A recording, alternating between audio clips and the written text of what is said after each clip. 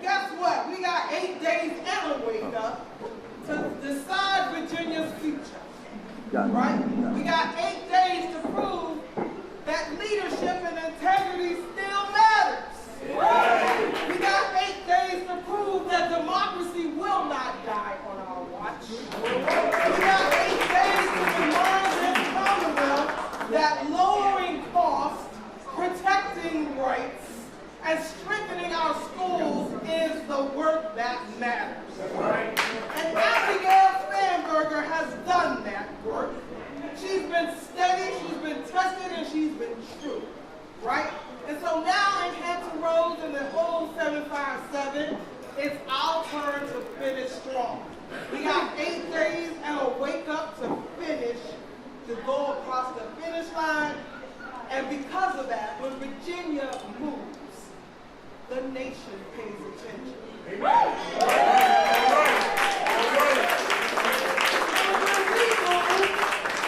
Virginia moves just like that, and when we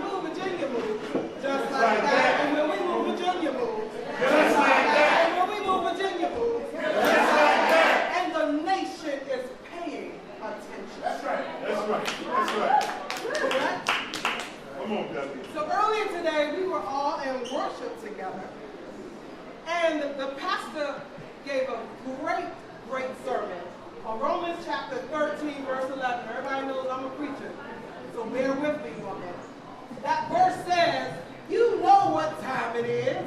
The hour has already come for you to wake from your sleep. As Spike Lee said in the movie, Do the Right Thing. Wake up! So that means this moment is more than politics. It's purpose. So as we head into these last 8 days and a wake up, let's stay awake. Let's awake to what's right. Let's awake to what's possible. Let's awake to what's next for Virginia. Because when Virginia moves, the nation pays attention. When Virginia moves, the nation will change. Yes? And when we move, Virginia moves. Just like that. And when we move, Virginia moves. Just like that. And when we move, Virginia moves. Just like that. And the nation is paying attention. Right? So now it is my honor to introduce the powerhouse of the 21st Senate District, the OG, the Dean of the Norfolk delegation, my senator, also known as Senator AWG. Well, help me welcome Senator Angela Williams-Grace.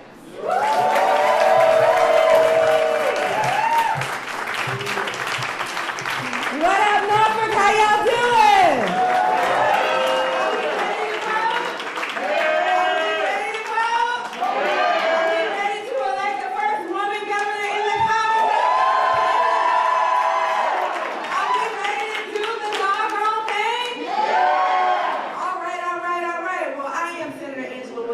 Representing the 21st Senate District, which is about 93% of the city of Norfolk. So welcome to my district, where we do good work on your behalf. It is my honor to be here today with such a wonderful group of folks. I'm going to take care of a little housekeeping because I want to make sure that all of our elected officials who are here that I can see get acknowledged. And if I miss you, then I'm going to let you acknowledge yourself. How's that? So we got Delegate Jackie Glass from Norfolk. We got Delegate Phil Hernandez. We got Councilman J.P. Page. We have, wait, I'm about to make her a delegate. Commissioner of the Revenue, Blythe Scott.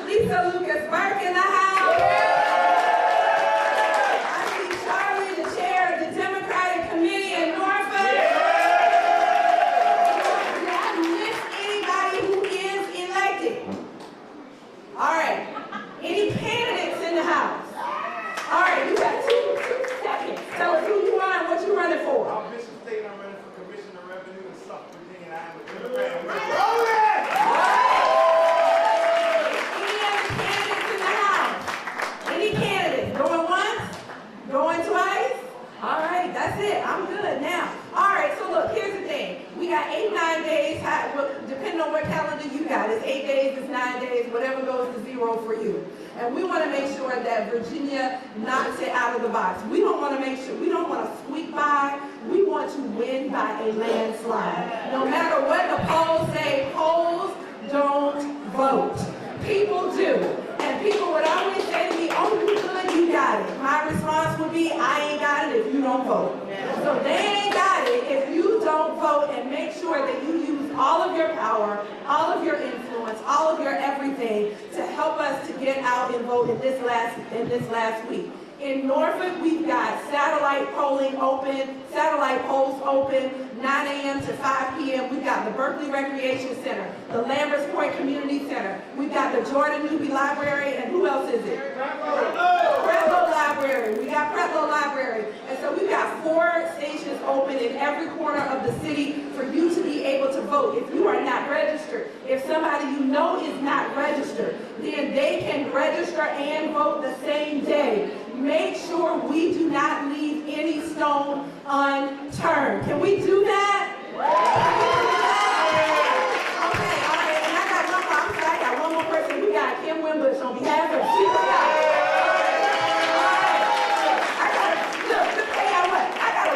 Folks in Richmond. I ain't trying to leave nobody out, okay? So here's the thing. I am here to introduce His Excellency from the great state of Pennsylvania. And they gave me all this stuff, and I appreciate my team for writing up this stuff, but y'all know I'm not going to use it, right? We were together this morning, and we were in worship. And the governor said, I know y'all are wondering why somebody who doesn't look like you, who doesn't necessarily have the same technical faith as you, is here in church. But what we do is we pray alike. We all pray to the same God. And that was amazing because we were at Second Calvary, and I thought he was going to preach. We're going to make him an honorary preacher in the Baptist church, okay? But what I saw in him and what I heard from him was his heart. And not only just his heart for people, but his faith.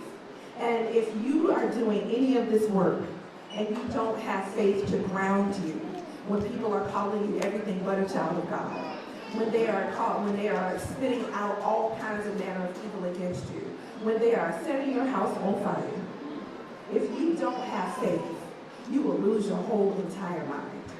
And so it was wonderful for me to hear someone whose technical faith may be different, but we pray to the same God. And so it is my honor and a privilege to welcome to Norfolk, to my district, the Honorable Governor Josh Shapiro.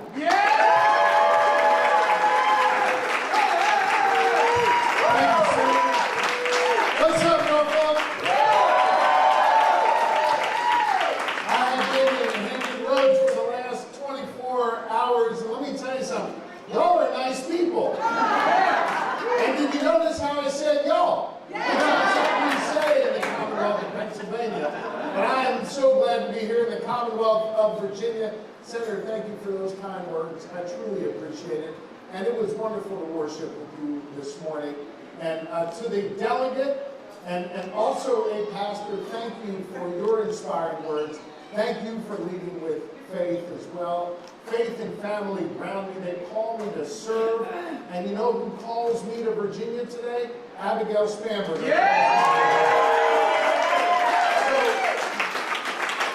I've got two things I want to say to you. The first is about Abigail Spanberger, and the second is about all of you. First, Abigail Spanberger is what we need, not just here in the Commonwealth of Virginia, but for the United States of America. As the delegate said, the nation is watching what you're going to do here. Are we going to elect someone who's going to invest in our public schools? Make sure those children of God have safe streets to walk down when they go to that school. Make sure their parents can afford the house where they're raising that young child. And make sure that when that young child turns 18 and graduates high school, they got a job to go to. Whether it's down the street in a union apprenticeship program, going to the military like my dad did, or in a job or college in their community. Abigail Spanberger's got a plan to do all of that. And you know what else she's got a plan to do? To protect your fundamental freedoms, because they are at risk in America right now. You can trust Abigail Spanberger to protect your right to vote, Virginia. You can trust Abigail Spanberger to protect a woman's right to choose in this country. And you can trust Abigail Spanberger that she's going to trust you. These folks in D.C. are trying to take away our personal freedoms and liberties. She's going to restore them and protect them here in Virginia. Yes. The nation is watching, and the nation is looking to all of you as to whether or not you're going to stand up for freedom, whether you're going to stand up for opportunity, whether you're going to stand up and do the hard work necessary to elect Abigail Spanberger. I'll leave you with just this. We are aligned, Pennsylvania and Virginia, in the fight for freedom in this country. We are indeed freedom fighters. It was 249 years ago in my home state, at Independence Hall, where a band of patriots came together to declare our independence from a king. And by the way, we're not going back to that. And when they declared their independence from a king and set our nation on this path of self-determination, in Pennsylvania, it was a Virginian who wrote that Declaration of Independence. That declaration, the Constitution that followed 11 years later, they were incomplete. Because America's always been a work in progress. Some of that progress has been made by governors and senators and delegates. But a whole lot of that progress has been made by ordinary Americans, rising up, demanding more, seeking justice, and doing the hard part, the hard work necessary to move our nation forward. That hard part, that test, is happening right now in the Commonwealth of Virginia. You've got the power over these next 9 days. Abigail does it, you do. The power to decide what the future of Virginia will look like. The power to decide whether we're going to keep doing that work that our ancestors and their ancestors started before us. And I'm mindful that my ancestors weren't there and many of yours weren't either. But we have been gifted the opportunities of liberty and justice because of the people who came to do this work before us. Virginia, if you step up and do this work now, if you dig deep over these next 9 days and say that you're going to value freedom, cherish democracy, and show your love for this country, and get out and vote for Abigail Spanberger, she will return the favor by defending your fundamental freedoms every day, by gifting you with real opportunity, real freedom, and a real chance for Virginia to have a better future. Ladies and gentlemen, it's Governor of the Commonwealth of Virginia, Abigail Spanberger.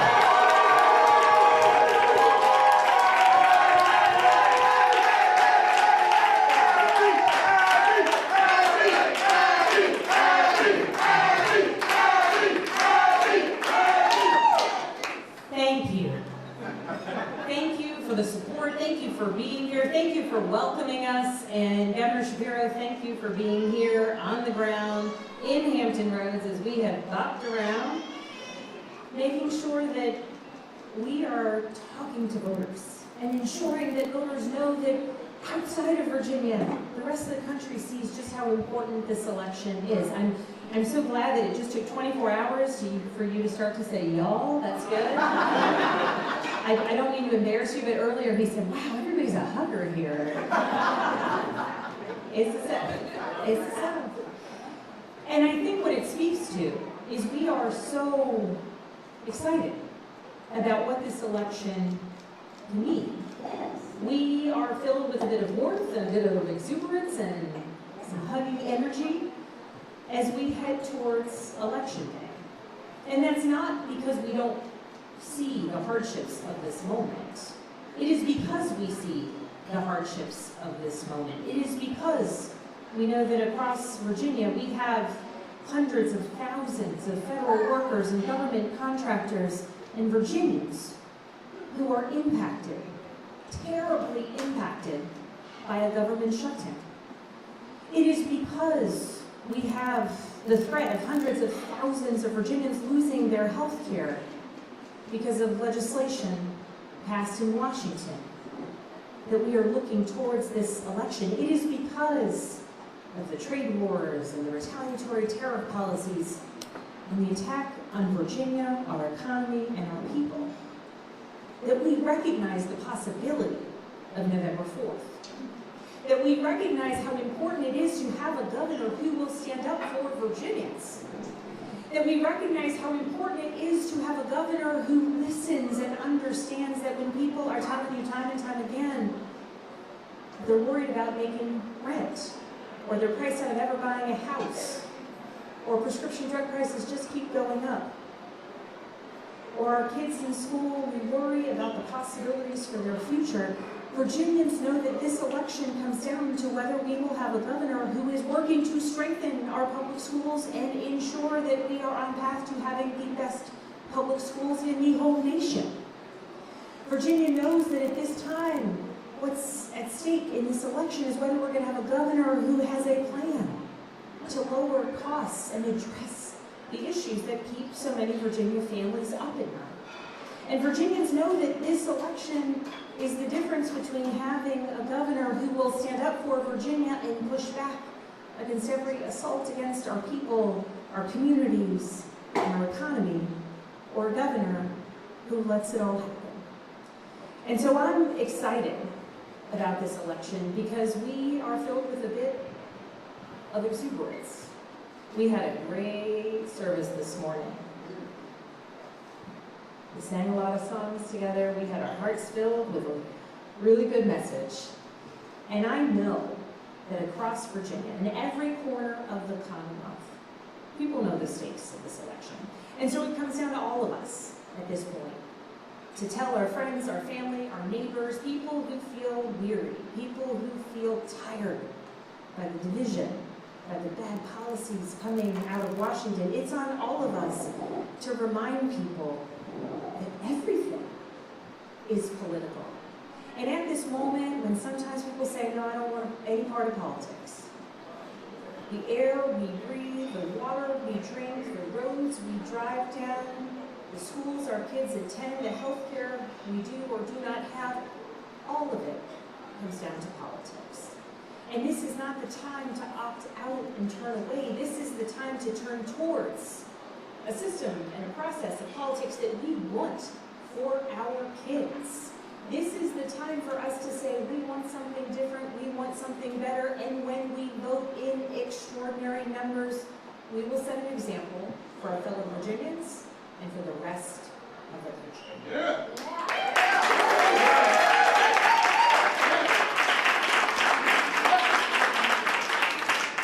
And so early voting continues through November 1st. Early voting sites have begun to open up, and what I know to be true is this week we will see our early voting numbers continue to climb.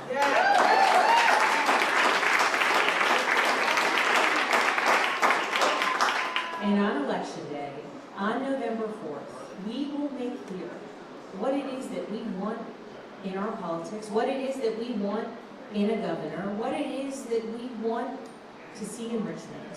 And I believe that that is a governor who's focused on putting people first, serving Virginia with a sole focus on ensuring that every kid in our community knows that they have limitless opportunity and possibilities for their future because they are surrounded by adults who believe in them, and adults who use their voices and their votes to endeavor to make our community stronger and to do right by our fellow Virginians. We can be an example for the rest of the country, not just in what we do on November 4th, but in what we do come January when we get to the good work of governing. And so I'm excited. We've got 9 days left to set an example, to show the world, to show our fellow Virginians that we intend to win. Now, are you ready to win?